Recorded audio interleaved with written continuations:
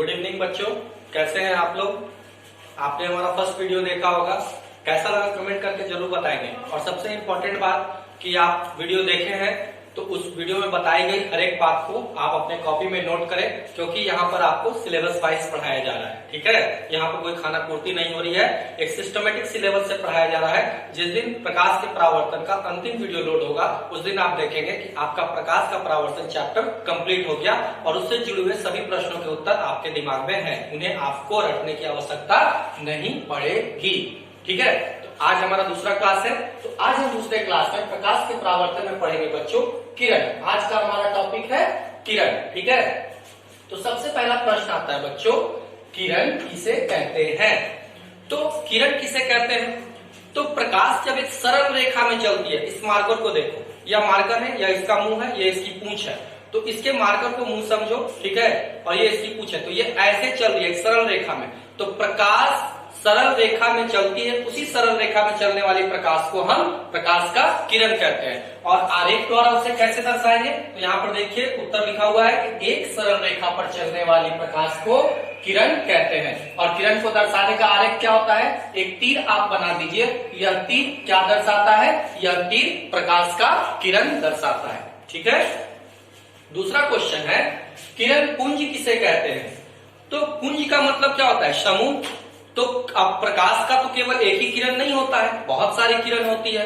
तो जब बहुत सारी किरणें एक जगह इकट्ठी होती है या बहुत सारे किरणों का जब समूह बनता है तो उसे हम किरण पुंज कहते हैं।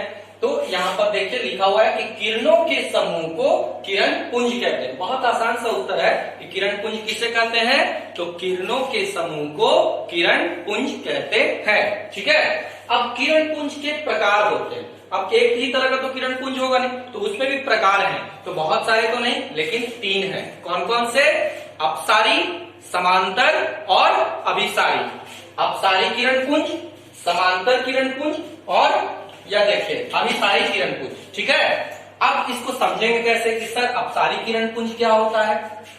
तो अपसारी किरण पुंज बच्चों, मान लिया सूर्य को तो आपने देखा है, तो क्या सूर्य केवल एक ही किरण निकलती है सूर्य से, नहीं।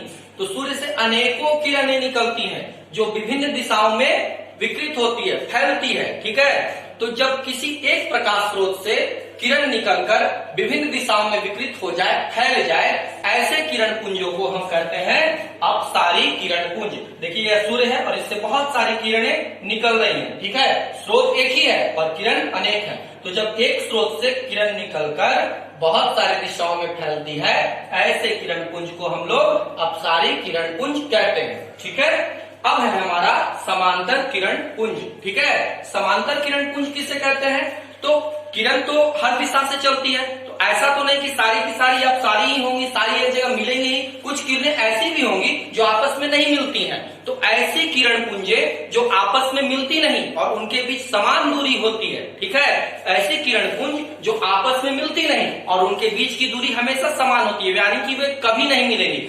ठीक वैसे ही जैसे रेल की दो पटरियां कभी आपस में मिलती हैं, नहीं मिलती, इसीलिए हम उसे क्या कहते हैं, समांतर।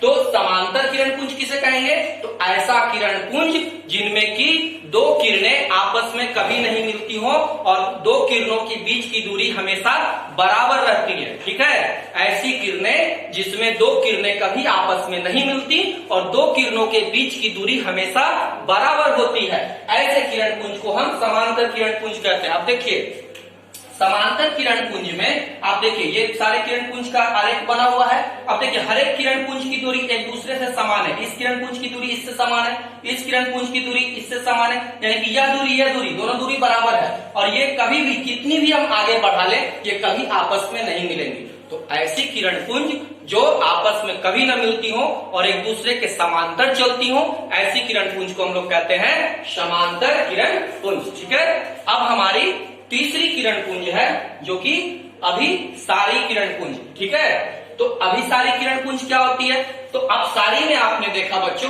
कि एक स्रोत से प्रकाश निकलकर विभिन्न दिशाओं में विकृत हो रहा है। तो अभिसारी में क्या होता है कि अनेक दिशाओं से प्रकाश आकर एक ही स्रोत पर मिलता है। ठीक है, जब अनेक दिशाओं से प्रकाश आकर एक ही स्रोत पर मिलता हो तो ऐसे किरण पुंज को हम लोग कहते हैं अभिसारी किरण पुंज। एग्जाम्पल में आपका घर है तो आपके घर में कहीं यदि छिद्र है या वेंटिलेटर बना हुआ है तो सूर्य का प्रकाश जो है वो बहुत सारी दिशाओं से आ रहा है, पर वो एक ही जगह पे मिल रहा है। तो क्या वो उसी जगह पे अटक गया? क्या वो वापस नहीं गया? वह वापस भी गया।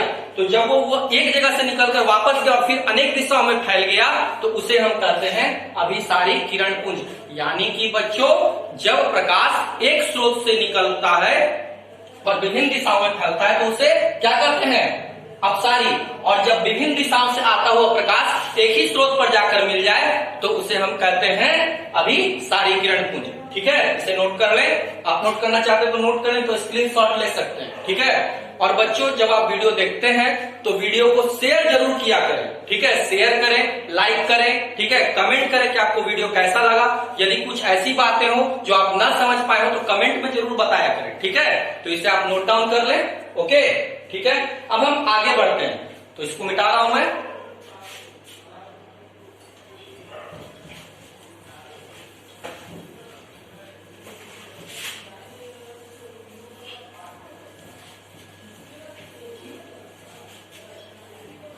अब तक हम लोगों ने प्रकाश के बारे में बहुत सारी जानकारी प्राप्त कर ली, पर कुछ मुख्य बिंदु भी है जो प्रकाश के बारे में हमेशा हमारे मस्तिष्क में होना चाहिए। वह क्या है, वह देखिए। तो सबसे पहले बच्चों मैं यहाँ पे लाइन से लिख लेता हूं जिससे कि आपके दिमाग में रहे। तो पहले मैं यहाँ हेडिंग डाल देता हूं, प्रकाश के मुख्य बिंदु। ठीक है, मुख्य बिंदु। ओके, प्रकाश के मुख्य बिंदु। अब क्या क्या मुख्य बिंदु है वो एक झलक में आपके दिमाग में हमेशा रहेगा। देखिए, सबसे पहले प्रकाश हमेशा एक सरल रेखा में चलती है, अर्थात प्रकाश हमेशा एक सीधी और सरल रेखा में चलती है। ये दाएं बाएं टेढ़ा तिरछा नहीं चलेगा। ठीक है, ये हमेशा एक सरल रेखा में चलेगा, एकदम सीधा। यानी कि ऐसा समझो कि यदि मैंने तुम्हें कह दिया कि तुम्हें बाजार जाना है और बाजार जाने के मध्य में यदि एक वृक्ष आ जाता है तो तुम यदि प्रकाश की किरण हो तो तुम उस वृक्ष से सीधा जाके टकरा जाओगे, तुम दाएं बाएं नहीं मुड़ोगे। मतलब कहने का हमारा ये कि प्रकाश हमेशा एक सीधी और सरल रेखा में चलती है, यानी कि एक सरल रेखा में चलती है। और वो कैसे चलती है? एकदम सीधी, एकदम सीधी। ठीक है, ये आपका हो गया। दूसरा मुख्य बिंदु है प्रकाश की चाल। प्रकाश की चाल, प्रकाश की चाल। ठीक है, प्रकाश की चाल। ठीक है, प्रकाश की चाल जो होती है बच्चों, वह निर्वात में, निर्वात ऐसा जगह होता है बच्चों जहां कुछ नहीं होता है, ना हवा, ना पानी, ना जल, बिल्कुल एकदम खाली। तो वह खाली जगह कहां है सर? अंतरिक्ष। अंतरिक्ष ऐसा जगह है बच्चों जहां पे ना हवा है, ना पानी है, ना कुछ है, वह बिल्कुल निर्वात है। तो उसे हम कहते हैं निर्वात। ऐसी जगह जो बिल्कुल खाली हो, खाली जगह को हम लोग कहते हैं निर्वात। तो प्रकाश की चाल निर्वात में एकदम हमेशा याद रखना है, बहुत इंपॉर्टेंट क्वेश्चन है और ये से क्वेश्चन बोर्ड में आता है और 1 नंबर का तो जरूर आता है। ठीक है, प्रकाश की चाल निर्वात में 3 गुने 10⁸ मीटर पर सेकेंड होता है। प्रकाश की चाल निर्वात में 3 गुने 10⁸ मीटर पर सेकेंड का होता है, या आप उसे किलोमीटर सेकंड में कह सकते हैं। तो किलोमीटर सेकंड में बच्चों यह 3 लाख किलोमीटर प्रति घंटा प्रति सेकंड की रफ्तार से, 3 लाख किलोमीटर प्रति सेकंड की रफ्तार से चलता है। अब आप बोलेंगे सर मीटर सेकंड में बताए तो 3 गुने 10⁸ मीटर पर सेकंड, और किलोमीटर सेकंड में बताए तो 3 लाख किलोमीटर पर सेकंड। ये आप भी कन्वर्ट कर सकते हैं। कैसे? देखिए, ये रहा 3, ठीक है, और 10 के पावर 8 का मतलब क्या होता है? किसी भी संख्या के पीछे 8 शून्य। तो यहाँ 8 शून्य आप लगा दो। ठीक है, देखो गिन लो, 3 3 6 और 2 8 शून्य हो गए। ठीक है, अब इस 8 शून्य को, ये तो हमारा किसमें, मीटर में, मीटर को किलोमीटर में बदलने के लिए क्या करते हैं हम, 1000 से भाग देते हैं। तो अब इसको यदि आप 1000 से भाग देंगे, ठीक है, तो ये 3 शून्य तो कट गया, कितना बचा देखिए, 3 और 2 5, यानी इकाई, दहाई, सैकड़ा, हजार, 10,000, लाख, यानी कि 3 लाख किलोमीटर पर सेकेंड, या 3 गुने 10 पे पावर 8 मीटर पर सेकंड, ठीक है, या बराबर। तो प्रकाश की चाल निर्वात में कितनी होती है बच्चों, 3 गुने 10 पे पावर 8 मीटर पर सेकंड, या 3 लाख किलोमीटर पर सेकंड, ठीक है। तो यह आप नोट कर लें या स्क्रीनशॉट ले लें, ठीक है। अब आगे की कॉन्सेप्ट को हम अपने आगे लेक्चर्स में पढ़ेंगे, तब तक के लिए आप बताई गई चीजों को अपने कॉपी में नोट करें। धन्यवाद, थैंक यू।